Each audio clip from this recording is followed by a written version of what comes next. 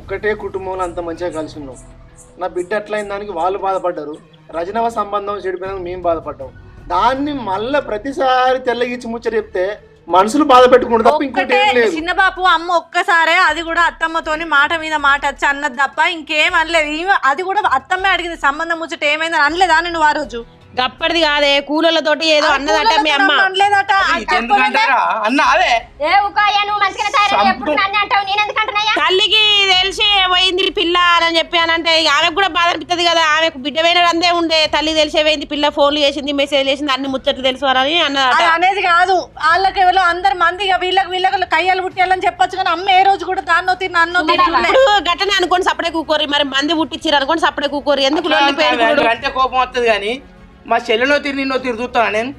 చిన్నప్పటి నుంచి మా తమ్ముడిని కొడుకు లెక్క చూసుకునేది, మా చెల్లెని బిడ్డ లెక్క చూసుకునేది. ఇవాళ మా కడుపులో పుట్టిన వాళ్ళని వేరే అని ఎట్లా చెప్తాను, నువ్వు ఎట్లా నమ్ముతానో కావ్య? ఇప్పుడు ఆమె ఏమనలేదే అన్న. నువ్వు రాగానే నేర్పుతాను ఆయనకు.